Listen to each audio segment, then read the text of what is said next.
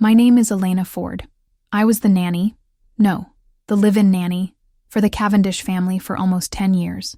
That name probably rings a bell if you've ever opened a luxury travel magazine or walked past one of those 5-star skyscraper hotels with gold-plated logos and suited doormen that seem to guard a different universe. Richard Cavendish wasn't just rich. He was a brand, a widower, a philanthropist, a symbol of class and survival after loss. People loved to tell his story. How he rose from a modest background, married his college sweetheart, built an empire of hospitality, and then, tragically, lost her in a car accident while pregnant with their 3rd child. And yet, he raised his 3 children alone in a stunning penthouse overlooking Central Park, with grace and discipline, all while expanding his empire. It was the stuff of Manhattan legends, and I was right there in the middle of it, hired when the youngest, Noah, had just turned 5. I remember the first day I walked into the Cavendish penthouse. My breath caught in my throat. Everything gleamed. The marble floors, the glass walls that opened up to a terrace as big as most apartments I'd lived in, the kind of lighting that made even a rainy day look cinematic. The whole place had this cold elegance, like it was designed for photographs, not people.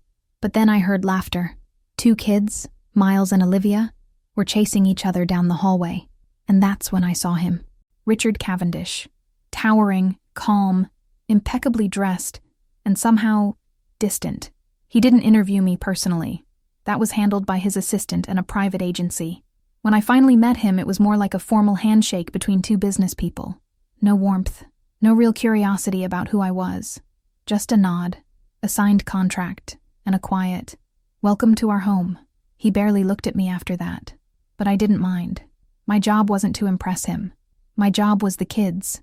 Miles, the oldest, was 8 at the time, precocious, sharp-tongued, already obsessed with tech gadgets and strategy games. Olivia, 6, was the emotional core of the trio, sensitive, sweet, always drawing or humming to herself. And then there was Noah. Noah was different. It's hard to explain that without sounding judgmental, but it was a feeling. From the moment I met him, I noticed he didn't quite fit the mold of his siblings. He had darker skin, a rounder face, curly hair that no one else in the family shared. Not just that, he was quieter, more withdrawn. He clung to me almost instantly, wrapping his little arms around my waist when I knelt to say hello. And I remember the look on Richard's face. Not fondness, not pride, something closer to discomfort, like he was watching someone else's child being too affectionate with a stranger. I didn't question it, not out loud. It wasn't my place. I was being paid well, extremely well, to care, not to pry. Still, something lingered, an ache in my gut I couldn't ignore. The staff rarely spoke of Mrs. Cavendish, the late Caroline. There were pictures of her everywhere, smiling beside Richard, cradling baby Miles, holding Olivia's hand at the beach. But there were none of her with Noah. I asked once, gently, and the housekeeper, Marisol, simply said, "Those were hard months. She wasn't well." And that was it. End of story. Richard was rarely home anyway. He traveled constantly, managing hotels in Paris, Dubai, Tokyo. The children were used to his absence. Miles especially acted like the man didn't exist. Olivia missed him in quiet ways, leaving him drawings in his study, which often went unnoticed. But Noah didn't seem to know what to feel. He would sometimes stand at the living room window for hours, staring out at the street below, holding a small stuffed elephant that looked like it had survived a war. I asked him about it once. He said his mommy gave it to him. I paused. "You mean Caroline?" I asked gently. "No," he replied. "The other mommy." I froze. There it was, the first crack. But then he got distracted by a puzzle piece or a cookie, and the moment passed. I told myself not to overthink it. Kids say strange things. Imaginary friends, make-believe stories. It's all part of childhood.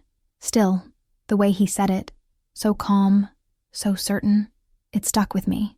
Richard never reacted to Noah the same way he did to the others. With Miles, he gave firm instructions, tried to mold him into a mini executive.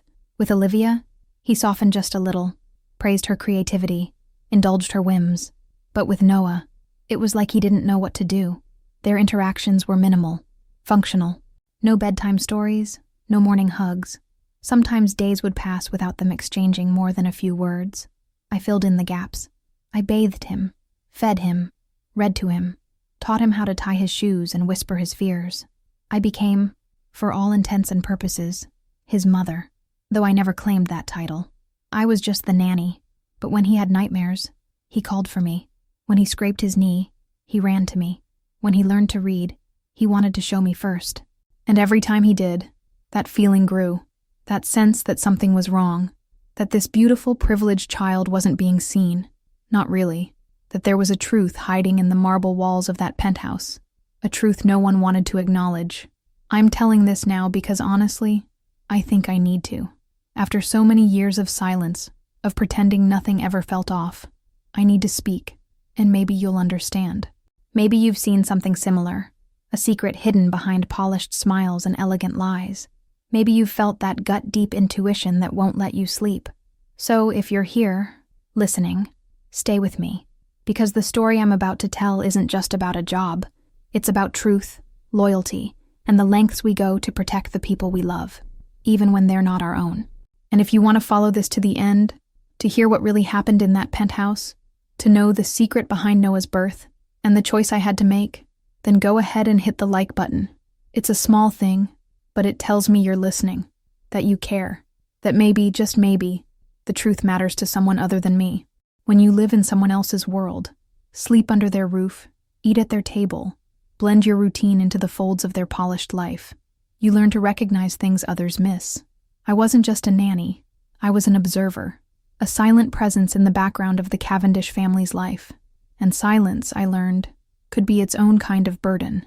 The early months in the penthouse were a blur of schedules, routines, school pickups, violin lessons, and bedtime stories. I blended in quickly. Richard liked structure, and I was good at structure. Breakfast at 7:30, school car at 8:15 sharp. Olivia's piano teacher came on Wednesdays. Miles had coding club twice a week. Noah, still too young for full school days, spent most of his time with me. There was a rhythm to everything, a pulse that never changed, never faltered, and yet I kept stumbling across invisible lines, boundaries no one mentioned but everyone obeyed. Like the photo wall in the hallway outside the dining room. It was filled with family memories. Caroline on a yacht with a baby in her lap, Richard holding Olivia at a Christmas tree lighting ceremony, a candid of Miles asleep on his mother's shoulder at the zoo. But the latest photo on that wall was dated a few months before Noah was born. After that, nothing. It was like the timeline simply stopped and started over with the present. No bridge connecting past to future. No one spoke about it. Not Richard, not the kids, not even Marisol, who'd worked there for over a decade and surely knew more than she let on. But children have a way of poking at silence with their curiosity, and sometimes they ask questions that land like grenades. "Why don't we have baby pictures of Noah?" Olivia asked one evening, spooning mashed potatoes into the shape of a heart on her plate. Richard was home that night, seated at the head of the long dining table, scrolling through emails on his tablet. He didn't look up. "We lost the originals during the move," he said. "But there were no boxes marked photos." Miles chimed in, ever the mini detective. "I helped carry everything when we moved to the penthouse." Richard's gaze flicked up, sharp and cold. "Drop it," he said. And just like that, the air went still. No one spoke for the rest of the meal. Olivia pushed her food around without eating. Miles stared down at his lap. Noah, as usual, stayed silent. He was coloring quietly on the corner of a placemat, drawing what looked like a woman holding a baby. When I leaned closer to compliment his art, he quickly crumpled it and hid it under the table. After the kids went to bed, I lingered in the kitchen, wiping already clean counters, listening to the distant sound of Richard's footsteps fading into his study. There was a tension in that house that didn't match the grandeur of its design. It was buried beneath crystal chandeliers and imported rugs, lurking in the unsaid. Other moments piled up, small but unsettling. Once, Olivia came to me with a family tree assignment. She had drawn everyone in neat colored pencil boxes: Dad, Mom, Miles, herself, Noah. But then she frowned and said, "Miss Elena, should I put Mommy's name under Noah too?" I paused. "Yes, sweetheart. That's what your teacher expects." "But she wasn't here when Noah was born." "I remember. Daddy told me." I didn't know what to say. I just nodded and helped her glue the paper leaves onto the branches. Then there was the time Miles, who was beginning to experiment with sarcasm and rebellion, got into an argument with Richard over screen time. Later, sulking in his room, he muttered to me, "At least he acts like I'm his kid." Poor Noah could scream into a megaphone and still get ignored. It shook me, not because it was cruel, but because it was true. Richard had a way of talking around Noah, not to him. The boy could be in the room and invisible. When he got sick with a stomach virus and spent a night crying on the bathroom floor, it was I who sat beside him, holding a cold cloth to his forehead. Richard didn't even come in to check, and yet, Noah never resented him. Children are strange that way, full of instinctual love for the people who raise them, even when those people forget to look them in the eye. One evening, Noah asked me why his daddy didn't like hugs. We were curled up on the nursery rug, building a spaceship out of Legos. "I think he likes hugs in his own way," I said carefully, "but he doesn't hug me like he hugs Olivia." My chest tightened. Some people show love differently. Maybe he's just not good at showing it. Noah nodded solemnly, then placed a Lego astronaut into the ship. My other mommy liked hugs. I froze again. There it was. The phrase again. "Your other mommy?" He nodded without looking up. "She sang to me before bed. I remember the song. It had stars in it. I didn't press. I didn't dare. But my heart was pounding. That phrase haunted me, like a loose thread on a sweater. The more I pulled, the more unraveled the whole thing became. Still I said nothing. Because when you work for people like Richard Cavendish, you learn quickly. Curiosity is not part of the job description. Discretion is. There's a code among staff in households like his. You see things, you know things, but you don't speak them, especially not if you want to keep your job, your recommendations, your spotless employment history. And at the time, I told myself that was enough. That being there for the children, loving them, protecting them in the ways I could, was more important than poking holes in whatever story the adults had built. I told myself it wasn't my business how or where Noah was born. I told myself that the strange gaps in his records, the missing photos, the looks that passed between Richard and his guests when Noah entered the room, none of that had anything to do with me. But I was wrong. The truth has a way of bleeding through the cracks. And once you've seen enough, you can't unsee it. You can try to ignore it, to file it away under, "not my problem." But eventually, the weight of silence becomes too much. I didn't know it then, but the questions I was burying were seeds. And soon, they'd grow into something I couldn't contain. The Cavendish penthouse was a palace built on polished lies, and one little boy, with wide eyes and a whisper of a memory, was the ghost haunting its halls. I just didn't realize yet how deep that ghost story ran, or how far I'd be willing to go to uncover it. It was a Thursday night when everything shifted. I remember the exact time, because I'd just finished cleaning up the remnants of dinner. Olivia's untouched pasta, Miles's glass of spilled orange juice, Noah's carefully stacked carrot sticks, when I heard the sound. It wasn't a cry or a shout. It was quieter than that, a strange, wheezing gasp coming from down the hall. At first, I thought it was one of the kids playing with a toy, but something about the rhythm, jagged, uneven, made me freeze. I dropped the dish rag and ran. Olivia was on the floor of her bedroom, her body curled in a fetal position, her hands trembling against her chest. Her lips were pale. Her eyes, when they met mine, were wide with terror. "I can't breathe," she whispered. I knelt beside her, my heart racing, checking her pulse, her temperature. She was burning up, yet cold to the touch. Sweat drenched her pajamas. Her breath came in shallow gulps, like each one hurt. "Noah," I called over my shoulder. "Go get my phone, baby. Hurry." He ran. I dialed emergency, rattling off our address and Olivia's symptoms as calmly as I could manage. The dispatcher said an ambulance would be there in 5 minutes. It felt like 50.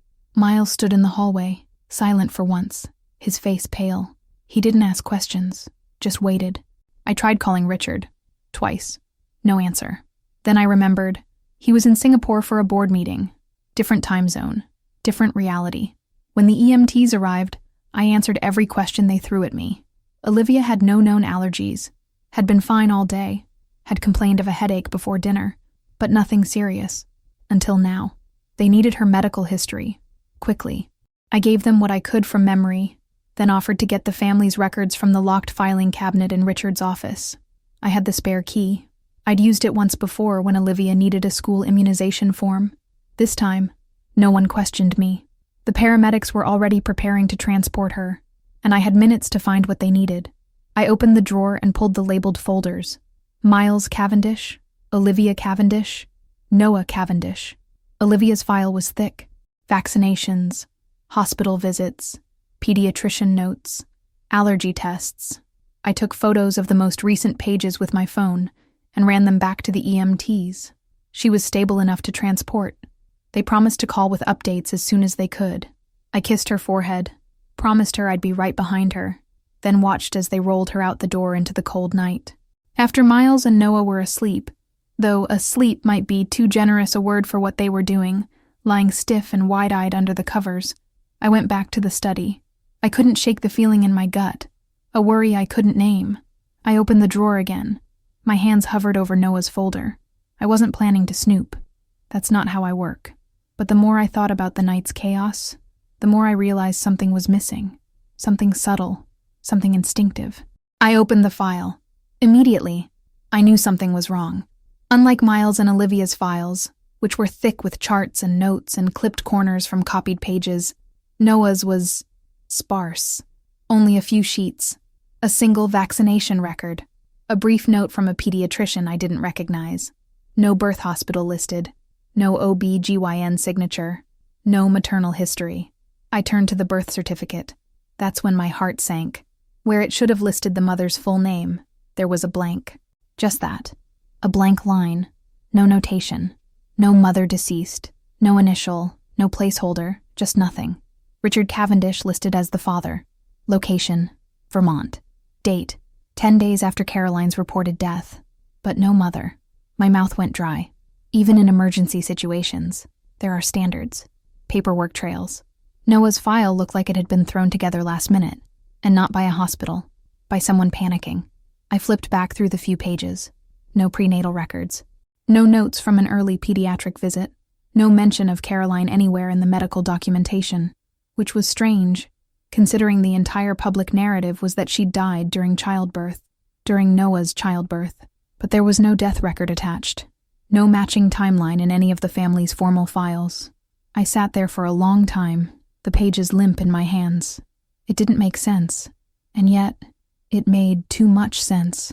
The way Richard avoided Noah's gaze, the missing photographs, the way Marisol always changed the subject, the strange things Noah had said about his other mommy, the family tree that never quite added up. I tried calling Richard again. Still nothing. I stared down at that blank line on the birth certificate and felt something shift inside me. Not suspicion. That had come long ago. This was something else. A quiet dread. Like I'd just stepped into a room that had been locked for years, only to realize someone had bricked up the windows from the inside. I didn't sleep that night. I lay on the couch, one ear open in case Miles or Noah stirred, one hand on my phone waiting for an update from the hospital. At dawn, a nurse finally called. Olivia was stable. The fever had broken. They'd run tests, started her on a course of treatment, and she was responding well. She would need rest, but she was out of immediate danger. I thanked her and hung up. Then I stood in the middle of the Cavendish living room and looked around at the curated perfection. The glass walls, the silent piano, the manicured plants that never died.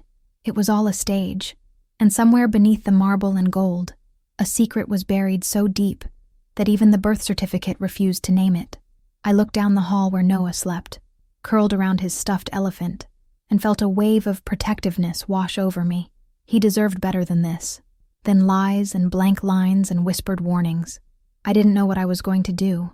Not yet, but I knew one thing for sure. The story I'd been told, the story the world had been told, wasn't true, and I wasn't going to be able to ignore it much longer. Richard had flown to London that week. Something about a hotel opening, a speech, meetings with the board. He left in his usual way. Brief handshake, carry-on bag, instructions for the children delivered through his assistant. Not one goodbye hug, not even a glance at Noah. Just a car waiting downstairs, engine humming, and then silence after the elevator doors shut. The penthouse always felt larger when he was gone. Less tense, maybe. But that morning, even as the kids scattered into their routines, I couldn't quiet the storm inside my head. The night I found Noah's incomplete records kept playing on a loop, that blank space on the birth certificate flashing like a warning light. No mother, no explanation, and Richard, unreachable, always unreachable. I should have stopped there, should have folded the file back up, placed it neatly in the cabinet, and pretended I'd never opened it.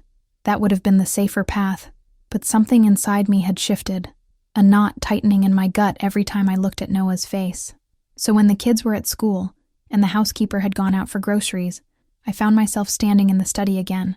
The door clicked shut behind me, and I locked it. My palms were sweating. This time I wasn't just glancing through medical files.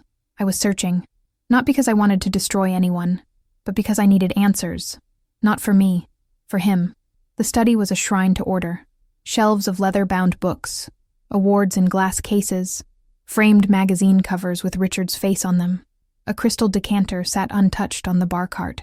Everything screamed control. The filing cabinet was where I started, but it yielded nothing new.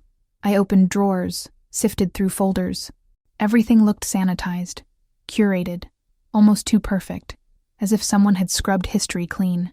Then I turned my attention to the desk. It was locked. Of course it was. 2 drawers, both secure. I hesitated, then walked to the bedroom and retrieved the ring of spare keys from the safe drawer where Marisol kept emergency supplies. She probably assumed they were just for maintenance or lost closets. But one of them, brass, old, clicked into the desk lock with a soft turn. The drawer opened an inch, stiff with resistance. I pulled it all the way out. For a moment, I didn't breathe. It was mostly empty, except for one item.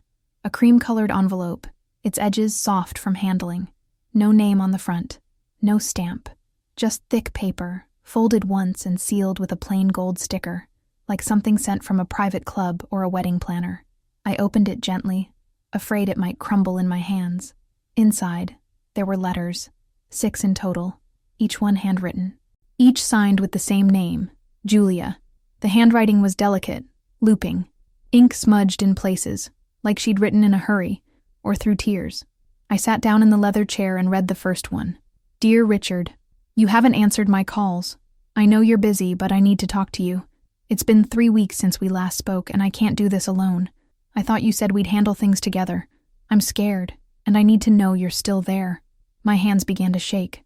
The second letter was longer. You said you'd take care of everything, that I shouldn't worry, that we had options. I believed you, but now I'm 3 months along, and I haven't seen you since you flew to Zurich. I wake up sick every day. I keep thinking about that night, the one at your house when you said you missed her, that you felt guilty for moving on. I didn't plan this. I know you didn't either. But this baby is real, Richard. I'm real. You can't just pretend we never happened. Each letter peeled back another layer. Julia had worked for him, his executive assistant, the kind of woman who never makes the news, efficient, invisible. From the tone of her writing, she wasn't naive, but she had believed him, believed in what they had, brief as it may have been.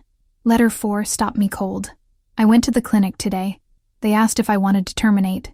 I couldn't do it. I saw the heartbeat. I thought about Caroline, about how she must have loved being a mother. I thought maybe I could do this.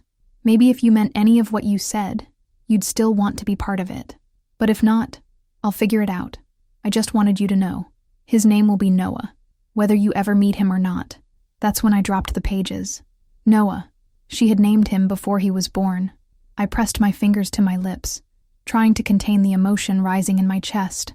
My breath was shallow, my mind spinning. Richard knew, not just about the pregnancy, about the birth, about everything. And he had lied. To the children, to the world, to me. I picked up the final letter. Its folds were worn, like it had been read many times. He's here. He came early. I delivered at a small clinic in Vermont. It was all I could afford after you cut off the account. You never even told me you closed it. No phone calls, nothing. It was hard. I won't lie. I lost a lot of blood. They're watching me for signs of infection. But he's healthy. He's so beautiful, Richard. He has your eyes. I told them his father couldn't be reached. They asked if I had any family. I said no. You said you'd protect us, that I'd never have to do this alone. But here I am. If anything happens to me, promise me you'll take care of him. Not just feed and clothe him. Love him. Tell him the truth one day. Let him know he was wanted. even if only by one of us. The letter wasn't dated, but the tone was final, as if she sensed she wouldn't get another chance. I sat in that chair, frozen, for what felt like hours. Julia hadn't disappeared. She'd died. Alone, in a clinic Richard probably picked to keep her quiet. He hadn't saved her. He'd erased her. And in her place, he'd installed a narrative. Caroline died in childbirth. Noah was hers. The timelines blurred. No one questioned it. The press ran with the tragedy. It fit too well, too neat. I looked at the envelope in my lap, the faint scent of old ink clinging to the pages. These weren't just letters. They were confessions, pleas, evidence. And Noah, that sweet, curious child, had grown up surrounded by a lie so complete, so carefully constructed, that not even his siblings knew the truth. I placed everything back in the envelope, then back in the drawer. I locked it again, returned the keys, washed my hands, but I couldn't wash away what I'd learned. That night, as I watched Noah sleep, curled into himself, I thought about Julia's last words. Tell him the truth one day. She'd trusted the wrong person, but I wasn't going to let her be forgotten. Not by me, not by her son, and not by the world. I couldn't look at him the same way when he walked through the front door that Friday evening. Richard returned from London in his usual fashion, suitcase in one hand, blazer over his shoulder, sunglasses still perched on his head despite the darkened lobby outside. The children were already tucked into their routines for the night. Miles upstairs, building some elaborate virtual world, Olivia sketching flowers beside her bed, and Noah curled up with a blanket on the couch, watching a wildlife documentary with the kind of wonder that always softened me. But I felt no softness when Richard turned to me and gave that familiar empty nod, the one that said, "I'm back," but never said, "How are they?" or, "Did anything happen while I was gone?" He never asked. This time, though, I didn't let him pass. "We need to talk," I said. My voice didn't tremble, but my hands did. His eyes flicked to the hallway, as if to check whether the children might overhear, then back to me. "Now?" "Yes, now." He followed me into the study like a man who believed he still had control over everything. I closed the door behind us and stood in front of it, arms crossed. He placed his suitcase near the desk and sat in his usual chair, calm, composed, ever the CEO in his castle. "What is this about?" he asked, already bored. I found the letters. For the first time since I'd met him, Richard Cavendish flinched. I watched his face change, the practiced indifference shatter in a heartbeat. His mouth opened slightly, but no words came. He stood, slowly, like movement might delay the inevitable. "Where?" he asked. "In your locked drawer, the one I wasn't supposed to know about." Julia's handwriting is delicate. She wrote with so much hope it broke my heart to read it. He took a step toward me. "Elena, listen." "No," I snapped. "You listen." My heart pounded, but the words spilled out fast before I could doubt myself. "You got her pregnant. You told her you'd help, then you vanished. You cut her off, ignored her letters, and left her alone to give birth in some backwoods clinic where she died. Then, you buried the truth. Literally. You brought Noah here and told the world he was Caroline's. You timed it so no one would question it. And you let that boy grow up without knowing where he came from." Silence stretched between us like a chasm. I could hear the hum of the refrigerator down the hall, the faint sound of Noah's show playing in the background. Richard sat down again, not in the proud, upright way he usually did, but slowly, carefully, like a man lowering himself onto unsteady ground. "He wasn't supposed to be here," he said quietly. The words hit me like a slap. "What do you mean by that?" He rubbed his hands together, staring at the rug beneath his feet. "When Julia told me she was pregnant, I panicked. Caroline had only been gone for a year. The press was still calling me a grieving hero. Investors were trusting me. I had just gotten full custody of the kids. If word got out that I'd slept with my assistant, that I'd fathered a child out of wedlock, it would have ruined everything. So I told her I'd take care of it." I swallowed the bile rising in my throat. "You told her to get rid of the baby." He nodded. "I didn't say it like that. I offered to pay for her silence," I said. "You offered to pay for her silence." He didn't argue. "I didn't expect her to keep it," he continued. "Julia was practical. She wasn't sentimental. At least I didn't think she was. But she surprised me. She left town. She stopped answering my messages. I assumed she'd changed her mind, handled it on her own. Until you got a call from a clinic in Vermont saying she'd died in childbirth." He looked up sharply. I hadn't meant to say it that way. So blunt, so brutal, but the words had clawed their way out of me. He leaned back and closed his eyes. She left him there, in a bassinet.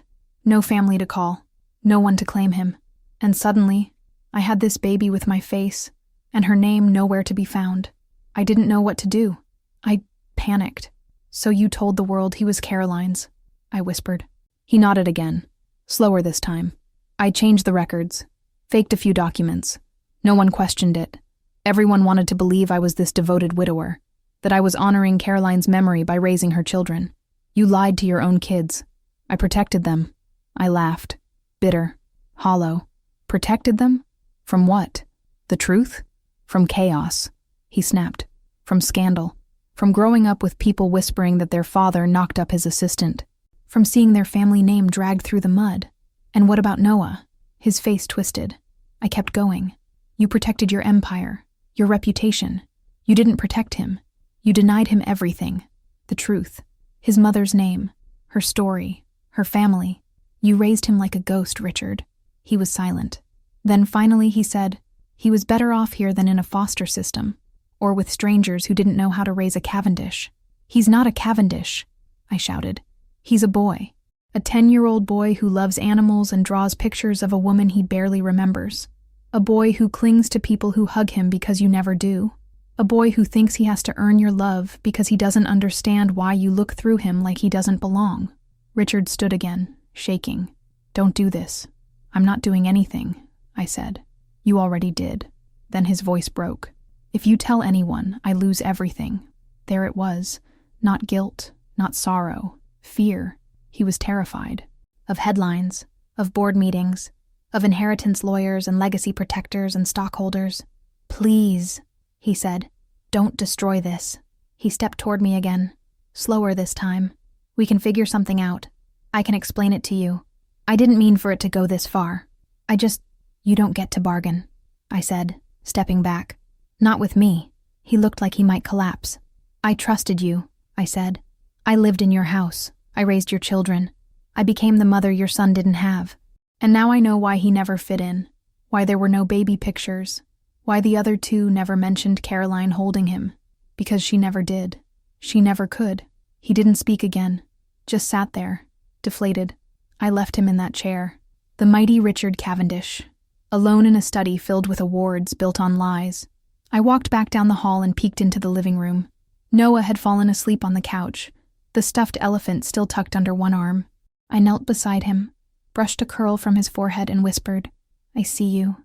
I know who you are." He didn't stir, and in that moment, I knew what I had to do. Not for Richard, but for her, for Julia. The night after I confronted Richard, I couldn't sleep. I sat on the floor beside Noah's bed, watching his chest rise and fall, listening to the soft, rhythmic sound of his breath. His stuffed elephant was tucked under one arm, the other stretched toward the edge of the mattress like he was reaching for something even in sleep. I'd never felt so torn in my life. The truth was heavy now, not just in my head, but in my hands. I had copies of the letters, photos of the birth certificate, scans of Julia's handwriting. I had gathered everything over the past few days, catalogued it with the precision of someone who didn't yet know what they were going to do, only that the moment would come when doing nothing would no longer be an option. I loved those children. That was the hardest part. Not just Noah, all of them. Miles with his sarcastic wit and stubborn pride, Olivia with her tender heart and sketchbooks full of flowers, and Noah, who had wormed his way into every quiet corner of my soul before I even realized it. They were mine, in all the ways that counted, in every scraped knee, every whispered secret, every bedtime lullaby. But they didn't know. They didn't know the truth about the man they called Dad, about the mother Noah never met, about the woman Richard erased, and I had to choose, protect them or free them. The next morning I made breakfast as usual. Pancakes shaped like stars for Olivia, a protein bar for Miles who never wanted to eat, and Noah's favorite, scrambled eggs with cheese. They ate like any other day. They laughed at a silly song on the radio. They argued over whose turn it was to walk the dog, even though the dog always ended up sleeping on the balcony. Richard didn't come to the table. He hadn't spoken a word to me since our conversation. He'd been holed up in his study, the door closed, the silence oppressive. I packed their school lunches, tied Olivia's shoes, and waved them off with the driver. Then I stood in the empty kitchen, the smell of syrup still lingering in the air, and opened my laptop. I began typing. Not a letter, not a confession, a report. I started with what I knew: Julia's name, her role in the company, her sudden disappearance. I outlined the inconsistencies in Noah's birth records, the absence of medical documentation. I detailed my own experience, what I'd seen, what I'd overheard, the emotional toll on the children. Then I scanned the letters. I attached them all. I included a copy of the birth certificate, highlighting the blank space where Julia's name should have been.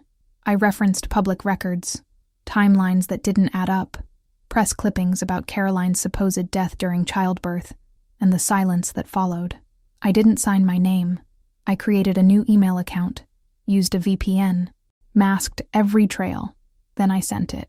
Not to a gossip site, not to some sleazy tabloid, to the Manhattan Ledger, a reputable paper with an investigative desk that had taken down mayors, CEOs, and Wall Street moguls alike. I addressed it to one of their top reporters, a woman known for burning past corporate PR walls like they were made of tissue. Then I sat back in the chair and waited. It didn't take long. The article hit the front page within 48 hours. The headline was surgical: Cavendish scandal, hidden affair, secret child, and the tragedy buried in a Vermont clinic. It wasn't sensationalized. It didn't need to be. The facts were damning on their own. Julia's name was finally spoken. Her story, a bright young assistant discarded by a powerful man, was told in full. Her letters were quoted, her handwriting printed for the world to see. The article traced everything, from her brief employment to her sudden departure, to her death, to the child brought home under false pretenses. The press went feral. Reporters camped outside the building. Headlines erupted across every network. Betrayal at the top, from hotel mogul to liar, the forgotten mother of the Cavendish heir. Richard issued a statement through his publicist. Vague, remorseful, insufficient. Then came the backlash. Board members called emergency meetings. Stocks dropped. Endorsements evaporated. His name was scrubbed from several charity rosters overnight. Protests formed outside Cavendish hotels. Social media exploded. And at home, the children started to ask questions. Miles was first. He was old enough to read between the lines. He saw the headlines, the images of Julia's letters, the dates. He cornered me in the kitchen one night after dinner, his voice sharp. "Did you know?" I hesitated. Then I nodded. He swallowed. "And Noah?" "Not yet." He shook his head. "He deserves better than this." "I know," Olivia cried. She came to me holding a newspaper, tears streaking her cheeks, whispering, "Why would Daddy lie?" Over and over again. I held her for an hour. I didn't have an answer that wouldn't hurt her more. And Noah, sweet, observant Noah, sensed everything. He asked simply, "Is Julia my real mom?" I couldn't lie to him. Not after everything. "Yes," I said. He nodded slowly. "I thought so." I didn't cry then. I waited until he was asleep. Then I sat in the laundry room, behind a closed door, and sobbed like I hadn't in years. 2 days later, I handed Richard my resignation letter. I left it on the counter. I didn't wait for a conversation. There was nothing left to say. I packed slowly. The children hovered. Olivia slipped drawings into my suitcase. Miles gave me a flash drive filled with videos of them growing up. Noah handed me the elephant. "For you," he said, "in case you forget us." I could never, I told him. I walked out of that penthouse feeling both lighter and heavier than I'd ever felt before. I didn't have a plan. I didn't have another job lined up, but I had my conscience. I had done what needed to be done. For Julia, for Noah, for every child who grows up in the shadow of someone else's shame. Richard stepped down from the board a week later. A carefully worded speech.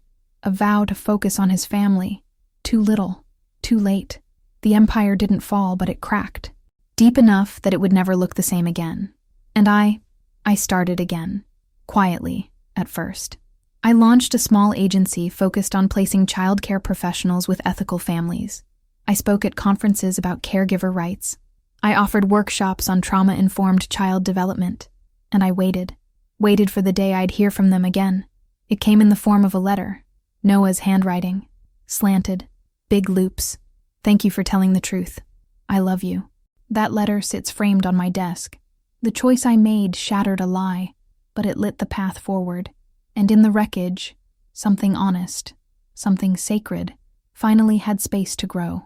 It was astonishing how quickly the illusion unraveled.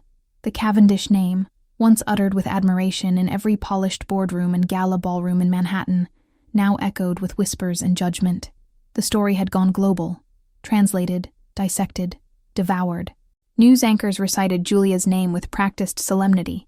Legal experts speculated about potential charges, and former employees began to speak out, some emboldened by the scandal, others cautiously clarifying the roles they never played in the cover-up. I watched it unfold from a distance, not because I wasn't invested, but because I had to be removed to protect the children. I'd told my part. Now it was their turn to live with the consequences of truths they never asked for. Richard Cavendish's fall wasn't dramatic, not in the cinematic courtroom kind of way. It was more like a quiet implosion.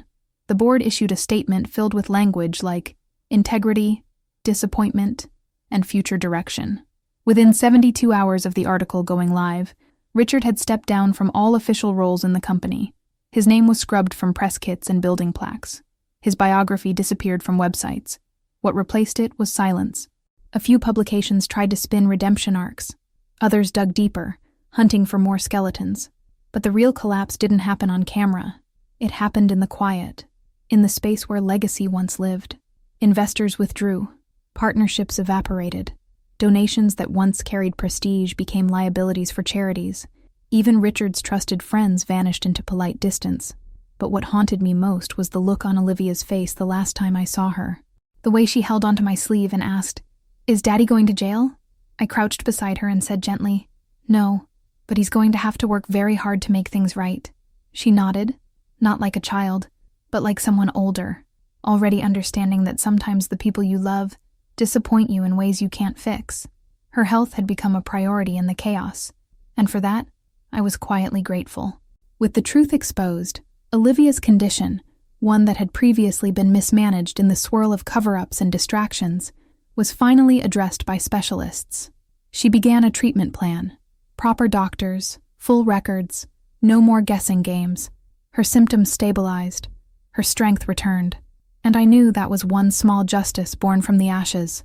Noah, on the other hand, didn't ask many questions at first. He'd always been observant, internal. He watched people, watched reactions.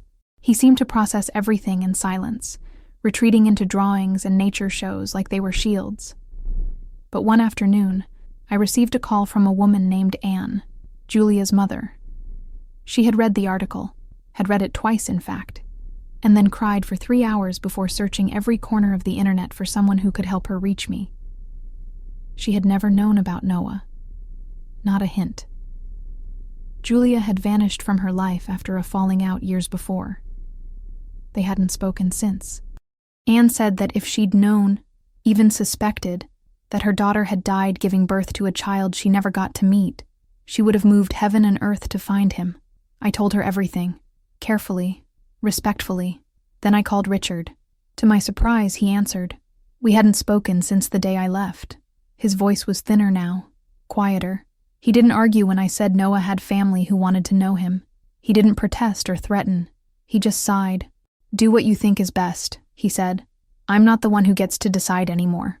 And so, for the first time, Noah met his grandparents. It happened in a park in upstate New York, neutral ground. I went with him. Olivia came too, holding her brother's hand the entire train ride. Miles said he didn't want to go, not out of anger, but because he didn't feel ready.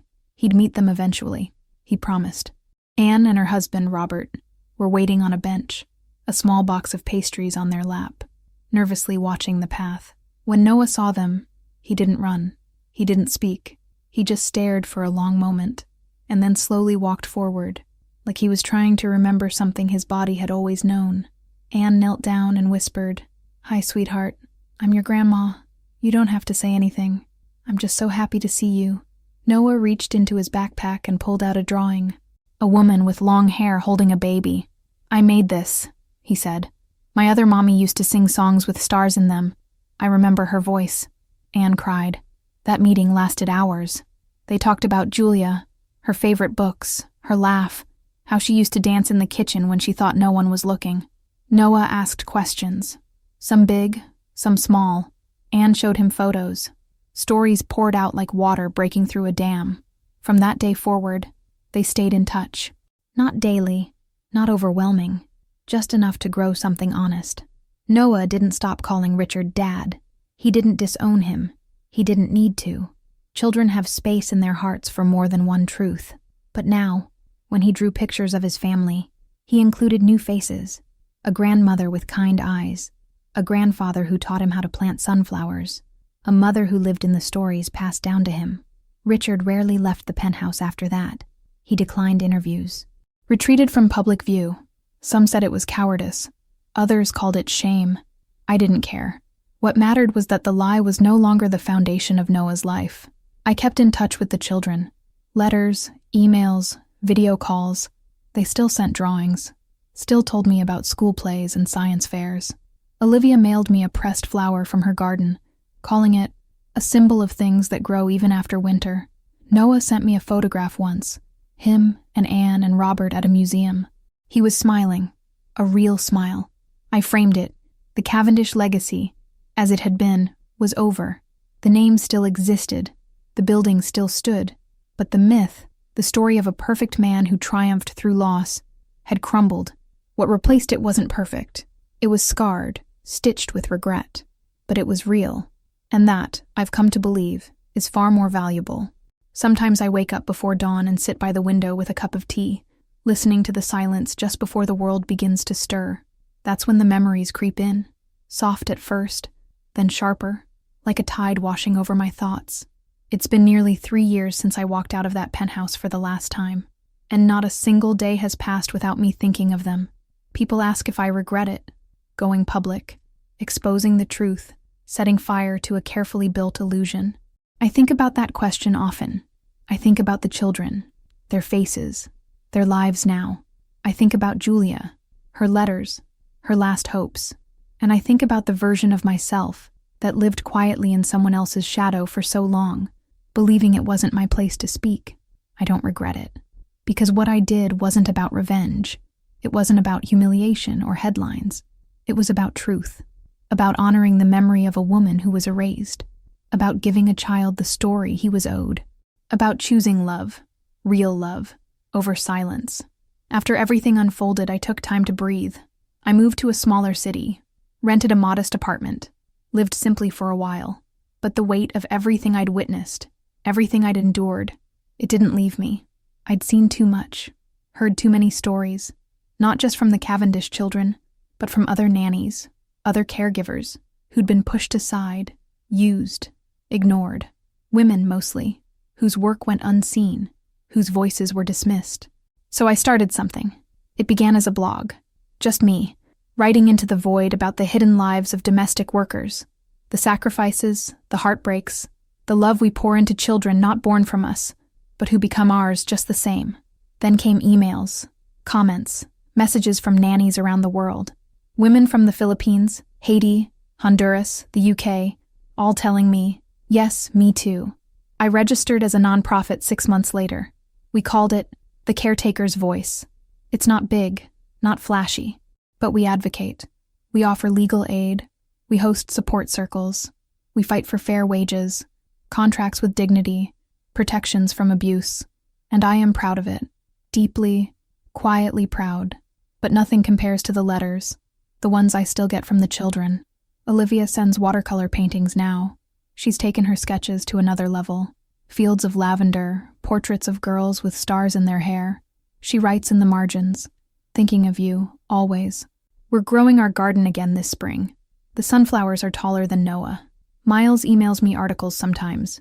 Links to projects he's working on, apps he's building, ideas for tech that helps kids manage anxiety.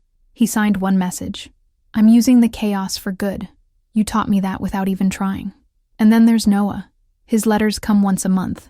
He draws them himself, comic book style. Little scenes from his life, his school, his trips to the museum with his grandparents.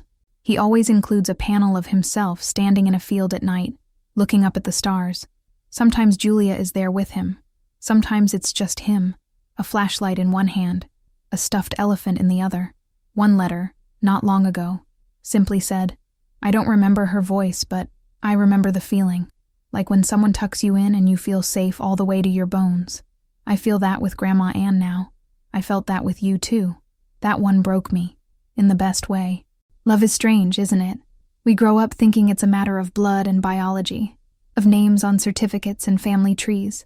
But I've learned, the hard way, the true way, that love lives elsewhere, in lunchboxes packed with care, in fevered nights spent holding a hand, in silent glances that say, I see you, in letters written by a child who finally understands that family isn't just who we're born to, it's who we're believed by, protected by, cherished by, love beyond blood.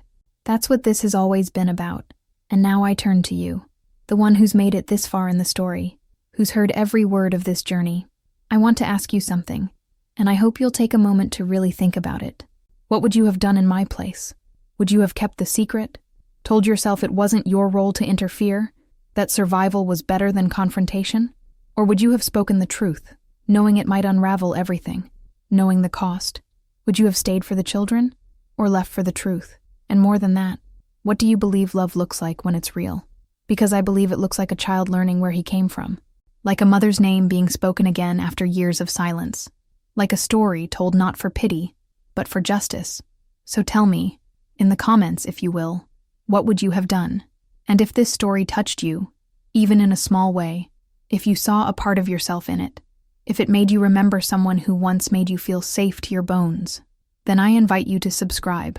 There are more stories like this one, some quieter, some louder, all real, and every one of them deserves to be heard. Thank you for listening.